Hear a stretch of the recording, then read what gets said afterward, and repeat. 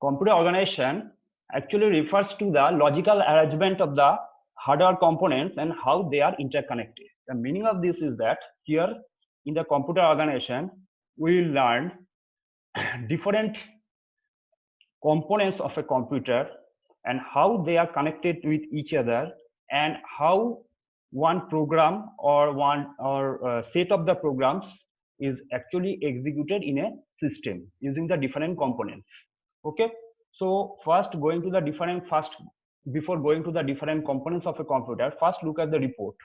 This is called the first draft of a report of EDVAC, and this was done by the John von Neumann. Remember, this is only the draft, but it has a tremendous use even in the modern days. And here you can find, if you Google it, you can find that report. You can find that here von Neumann, I have already told, he was Hungarian US mathematician. He actually gives the first architecture or suggests the first architecture of a computer.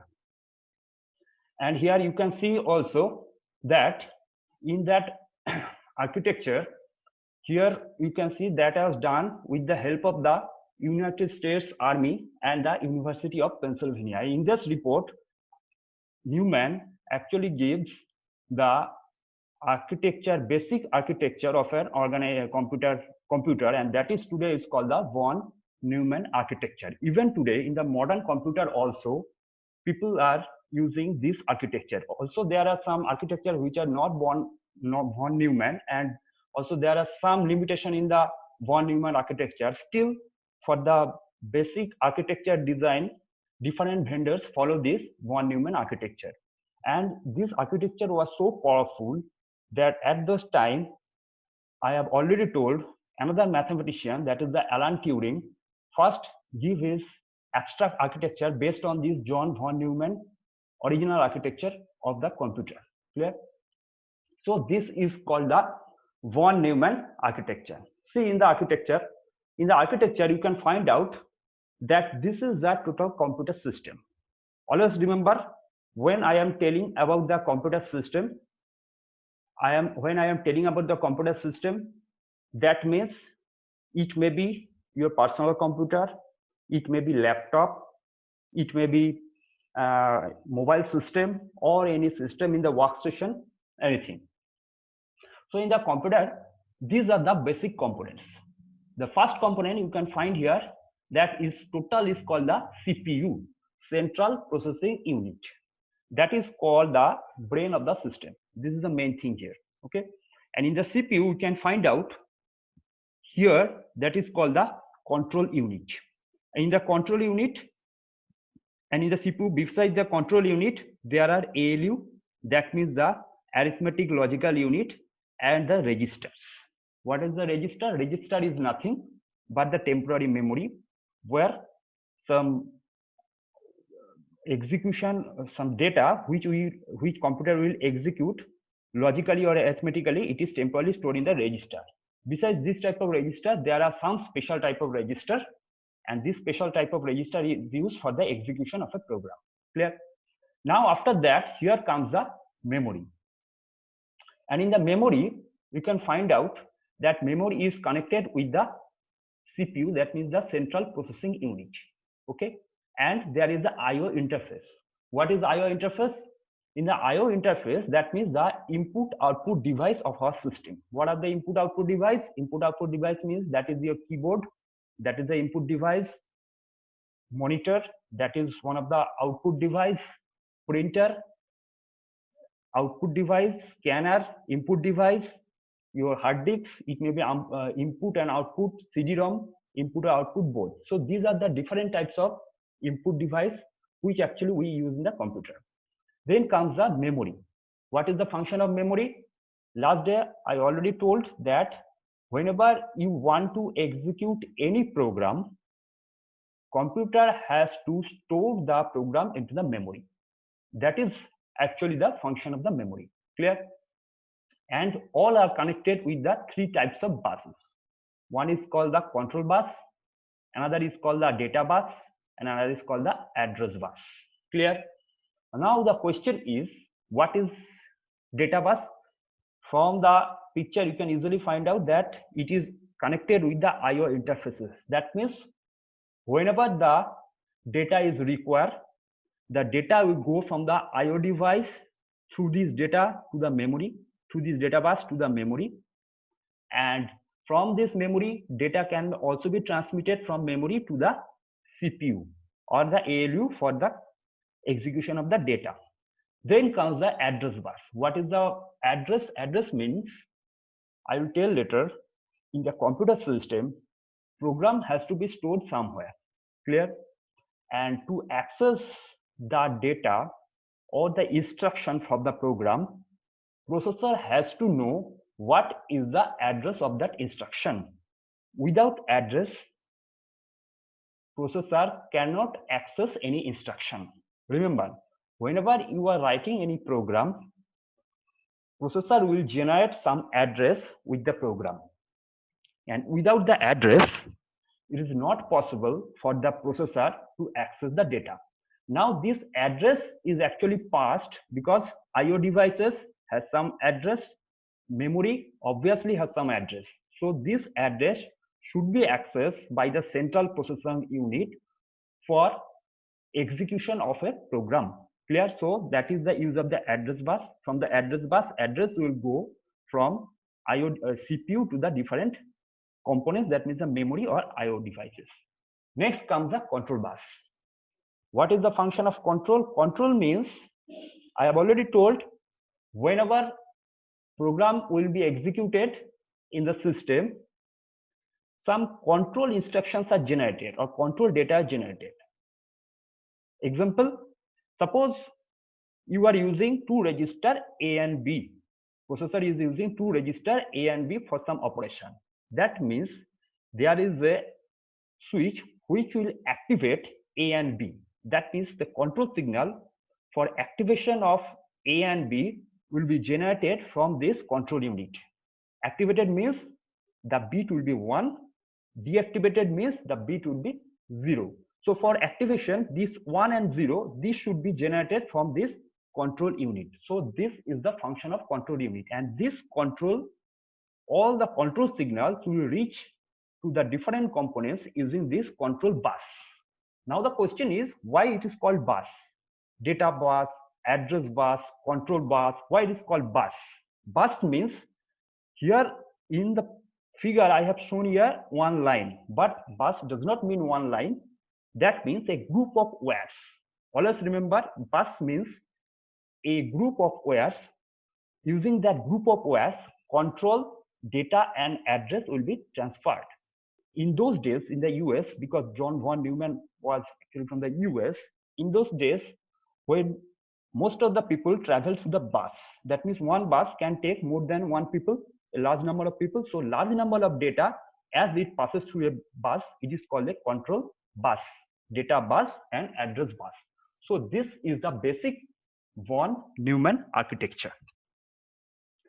Now these are the components. So first, I have already told that CPU. CPU has mainly three components. CPU, which is already, I have already told you that this is the central processing unit. It has the three components. One is called the control unit. Another is called the ALU, that means the arithmetic logic unit, and another is called the registers. Again, I am telling what is the function of ALU. ALU will do any arithmetical and logical operation in the system. What is the arithmetical operation? Arithmetical operation means, suppose you want to add two numbers. So these two numbers A and B. So this is called the arithmetical operation. Suppose you want to know whether one number is greater than the another number, one number is less than another number, or whether one number is equal to the another number. That operation is called the logical operation. This operation also can be done using the ALU, arithmetic logic unit. Now this type of logical operation, already known, actually happens with the help of gates. That means AND operation, OR operation, this type of Boolean types operation. So that is the function of the ALU. Clear? Now comes the registers. When I talk about the registers, you remember, though in the subsequent lectures I will tell elaborately on the registers. Register mainly have two types. One is called the general purpose register and another is called the special purpose registers. What is general purpose register? When computer is executing any logical operation, if the registers only used for the logical operation or arithmetical operation, then the registers are called the general purpose register. That means any hardware programmer has the privilege to access those registers. Suppose in a computer system there are 8 general purpose registers. Suppose the name are from A, B, C, D up to 8 registers, or 1, 2, 3, 4 up to 8. That means if you are a assembly level programmer, you can access those registers. Clear? Another type of register is called the special purpose registers. Special purpose register means these registers are also used by the computer, but not for general arithmetical or logical operation. These are actually used for special purpose. That means to find whether the data is stored, that means storing the address of the data, storing the address of the instruction, storing the next instruction, storing the different status of the computer. Okay, so these are called the special purpose register, and no programmer can easily access this type of register. This is actually controlled by the CPU itself. So these are the two types of register. Then comes another component. I have already told, the control unit. The function of control unit is to generate the control signals so that any program can be executed by the CPU. Why these control signals are required? Because these control signals will activate different components and also deactivate different components depending on the binary signal it has generated. You already know that machine only understand binary signals. That means either it is 0 and either it is, or it is 1. That means when the signal is 1, some component will be activated, and when it is 0, some component will be deactivated. So this is the control unit. So these are the different components of the CPU. Here the control unit, I have already discussed. The control unit determines the order in which instruction should be executed and controls the retrieval of the proper operands. What is operands? I will tell later. So here, when you are writing a program, actually you are writing a sequence of instructions. So which instruction will be executed first and which instruction will be executed next, this actually determined by the control unit. Clear? The execution of the each instruction is determined by a sequence of control signals produced by the control unit. Clear? Each operation caused by the control signal is called a micro operation. I will tell later what is micro operation. Micro operation is nothing but some register transfer operation. Using this register transfer operation, processor execute a set of instructions. That means, suppose you write a high level program, I have already told, and from the high level program it is transferred onto the assembly level or machine level program. In the machine level program, first when it reads the instruction, program means a set of the instruction, computer reads one instruction after another and execute the instruction one by one. Clear? Remember, when we are using this type of computer and general purpose computer, then program actually executed in a sequence. But if you use some parallel types of processor like dual core, quad core, this type of processor, that means when there are more than one processor there, no, that is not a fully parallel processing system, but there is a part of the parallel processing is done there. In that case, not one instruction in a single instance, one CPU can execute more than one instruction. That is called something parallel computing. Clear? So when this sequence is generated, this is the responsibility of the control unit to give which sequence come after which instruction. Clear? Which instruction come after which instruction. Now, this is the function of the control unit, very important. Arithmetic logic unit, I have already told, it performs all the mathematical and Boolean operations. What is mathematical operation? Mathematical operation means it is the addition operation, subtraction operation, multiplication, division, this type of arithmetical operation. Boolean operation is nothing but the logical operation. That means it may be or, and, XOR, NOT, this type of operation. All are done by the arithmetic logic unit. Clear? Next come the registers. Already told, the registers are temporary storage to quickly store and transfer the data and instructions being used. Clear? The registers are often on the same chip and it is directly connected with the control unit. For this reason, remember the speed of the register is the maximum within the all the memory which we used in the system. What are the different level of memory? Beside the CU, that means register is the nearest to the CU. The distance is nearest to the CU is the register. After register, then comes the another level of memory, that is called the main memory, or sometimes we call it a RAM. Clear? So what is the function of the RAM? I have already told. Function of the RAM: to execute any program, processor has to store the program into the RAM. Now, then comes the another level of memory, that is called the secondary memory. This is the speed is the lowest, storage is the highest. Remember, register, the storage of the register is very small. It may be for 8086 previous day it may be 8 bits. Now it may be 16 bits, maximum 64 bits for 64 bits machine. Clear? So that is, or it may be 32 bits also. This is the size of a register. Size of the RAM, you know, it may be 1 GB RAM, or it may be, today it may be 8 GB, 4 GB. This is the RAM.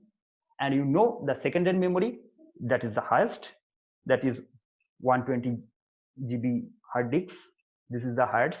So this is the different levels of memory, and always remember that speed is equal to the cost. Register, as it is in the same chip with the CPU or the processor, speed is the highest, it is the cost is the highest. Then comes the RAM. Cost is not so high, but it is, the cost is higher than that of the secondary memory, and speed is also high than that of the secondary memory. Then comes larger secondary memory or hard disks, and here the speed is the lowest, but storage is the highest. Speed is the lowest, very low speed in case of the hardware hard disks. Clear? Now the memory, I have already told, mainly there are two types of memory. Here memory means the main memory. One is called the RAM. RAM actually stores the data for general purpose program, and machine executes the program from the RAM. RAM is temporary. That means when program is stored into the RAM, it will execute, but when power is off, all the data, all the program written on the RAM will be deleted or be erased. Always remember, RAM is a temporary memory, and all the programs or data written in the RAM during the execution will be erased when the power is off. That is called the RAM. Another type of program memory is there, that is called the ROM. ROM, the full name of ROM is read only memory. That means it is a permanent storage one cannot delete the storage from the ROM. Yes, there are, in today's world, there are some ROM which is electrically programmable ROM that you can program, but once you can program, it is not so easy to delete the contents of the ROM. In the computer organization or computer system, ROM is used actually for storing the BIOS. BIOS means basic input output system. That means when we are booting, the basic instruction for storing the part of the operating system from the secondary memory or hard disk to the RAM is stored into the BIOS program, and that BIOS is in the same chip or in the motherboard or in the same chip of the microprocessor, and this is used for the basic booting operation and basic loading the basic driver of the inputs. Driver means that some types of software which have to be loaded so then processor can access all the different types of components. Clear? So that is the ROM. ROM is the permanent memory. The main difference is that both RAM and ROM, they are the high-speed device. RAM is a temporary. When power is off, all the data will be erased. ROM is permanent, though some ROM can be programmed. Clear? Now, I/O and I/O interface. In the von Neumann architecture, there are different types of I/O. I/O may be your keyboard, printer. I/O means input and output device. Clear? I/O. So it may be keyboard, printer, secondary memory like magnetic disks, CD, pen drive, etc. These all are the I/O device. Now, I/O interface. What is I/O interface? I/O interface actually allows the computer memory to receive information and send data to the output device. This is the interface. It is some in operating system. This is a set of programs which actually connects the total system, the CPU or the processing unit with the input and output device. Clear? And with that I/O interface, actually processor communicate with the I/O devices. That means it can take the instruction and data from the I/O devices and it can store the data into the different I/O devices. So this is the another component, I/O and I/O interface in the von Neumann architecture. All are the components of the von Neumann architecture. If you are told that what is von Neumann architecture, you have to describe all the different types of components. Now the operating system. You already know that without operating system, you cannot run any machine. Remember that operating system, without operating system, our machine is a dumb machine. It cannot do anything. Clear? So operating system, what is operating system? Operating system is actually a software package. Sometimes it is called a system software. Remember that in a computer, there are mainly two types of software. One is called a system software, that is the operating system, and another is called an application software. Application software means whatever software you are using, like your Excel sheet or the Word, clear, or the different games when you are playing, okay, or the C, C++ program, all are the maximum, they are the application software. That means you are doing some generating some application from it, but operating system is different. This is a system software. This acts as a bridge between the hardware and the application software. It is a bridge. It will connect these two systems. And you know there are different types of operating system. Windows, there are the different versions of Windows. Linux, there are the different versions of Linux. In the mobile system, Android, we know the different types of, or Microsoft operating system. These are the different operating system. Always remember, when the device is programmable, you have to use some operating system to operate the whole thing. Clear? Because your hardware design, using only the hardware design, you cannot access that. You have to use some operating system. So that is the operating system. Now bus. I have already told there are three types of buses. One is called the address bus, another is called the data bus, and third one is the control bus. The address bus identifies either a memory location or the I/O device. That means whenever you are storing a program, you have to identify the position of the instruction using some address, and this address will pass through this address bus. Then comes the data bus. Here also the data of the instruction which is passes through this. Always remember the data bus is bidirectional. Bidirectional means the data may come from the CPU to the memory or from the memory to the CPU. So this is called a bidirectional. Clear? Control bus. Control bus also the control signal generated by the CPU. That means the control unit in the CPU will transmit using the control bus. It is generally the unidirectional. That means CPU will send the control signal to the different component. Clear? So these are the different types of buses. Now, this is the very important concept that is called the stored program concept.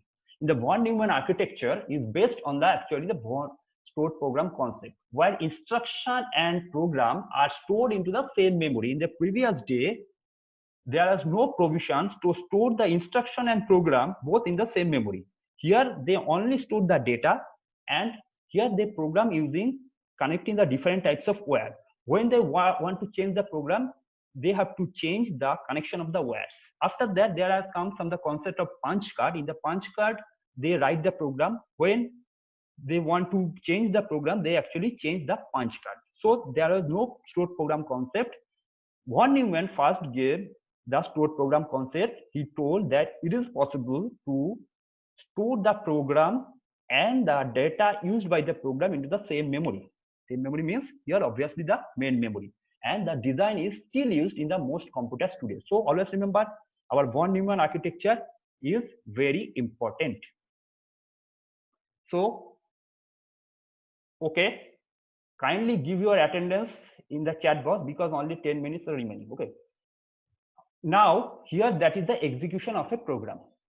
See here, in the execution of the program, see the steps. In the steps, right, see here, first CPU, and in the CPU first it will give, first it is a program counter. Always remember that program counter is the special purpose register. I have mentioned there is a special purpose register, and in the special purpose register first it stores the next instruction to be executed. That means 3A24. This is the address of the instruction. Kindly go to the notes which I explained, from where you can find out the hexadecimal. This address is actually the hexadecimal 3A24. So it will go to the 3A24. That is the address. And see here, that is the instruction. So step 2, instruction come to the special type of register called the instruction register. Here the instruction is stored. After the instruction is stored, it will go in the step 3 where the instruction processing logic. That means it will find out what to do with the instruction. This is the step 3. After that, the operand, that means suppose add AB, this operand comes from this type of instruction, and from that instruction it will go to the this register that is called the data register. Clear? And after that it will execute the instruction here, that is the step 5. Here it comes here, and from the in the step 6 what happens, the data which is stored, this is stored program concept, which is stored into the memory, it will go from the main memory to the CPU, and here after the operation of this it will store the result here. Clear? So this is the total sequence of operations: step 1, step 2, step 3, step 4, step 5, 6, 7 and 8. So this is the step of the execution of a program. Clear? Now this is the sequence of the program. I have already told. I will send you this, you just read it. Okay, now comes the sequence of operations. See here, first CPU generates the instruction. Clear? There are two types of memory. Another one is called the main memory, and another is called the secondary memory. Clear? First CPU generates the instruction, it will give it to the main memory or RAM. Clear? After that it will search whether the data is present into the main memory or not. That means whether it is present into the main memory or not. If it is present, yes, then it will execute the data. Okay, present data is present into the main memory, it will execute the data. Then no, if it is not present in the main memory, what will happen? If it is not present, it will go to the SM, this means the secondary memory. That means data is already stored in the secondary memory but not in the primary memory, so CPU cannot execute. So it will go to the secondary memory. It is going to the secondary memory. In the secondary memory, then From the secondary memory, data will be transferred to the RAM, that means the primary memory. Clear? So this sign, it gives the data will go to the primary memory. Now from the primary memory, it will execute the data. Clear? So this is the total sequence of operation in a computer system. Clear? Now here I have already told there are three types of language. One is high level, A is equal to P plus Q. This is the machine independent. This is the slowest. This is the high level language. NEC language you are writing, A is equal to P plus Q. This is the high level language. Then comes the assembly level. The same program I have written here, add PQ. Add PQ means here the data is stored in the register P. The data which will be stored in the register Q, that will be added, and the data will be stored into the register P, the resultant data. This is machine dependent. I have already told you. Clear? Then comes the machine level. See here, machine actually understands that data, and this is the fastest because you don't have to transfer the high level to the assembly level, then to the machine level. So machine level is the highest, but it is very difficult to understand. I have written the same instruction add ME in the binary form. So this is the fastest, but this is 1010. Machine will understand this. Clear? See here, in the left hand side, this is the main program, high level language. Processor has a compiler. This compiler will transfer to the executable program. This executable program 10, machine only understand this executable program. Then this is assembly level. Hardware engineers actually write assembly level code, and assembler, what happens? Assembler will transform this code to the equivalent machine language. Clear? So this is two different types of translator. One is called the compiler, which transform the high level to the executable program. It may be machine level or assembly level, and this is the assembler which transform the source program to the target machine level language. This is compiler assembler. So execution of a program, traditional compilation, you write C or C++ program. It will first compile, then it will generate the assembly level code. Assembler will generate the object code, and from the object code, it will link to the library. Library means some other function, suppose you are using, this will link to your original program. Then the executable program will be generated. Loader, there is another program called the loader, which will load this program actually into the memory, and it will be executed. So this is the last slide, and here I stop here.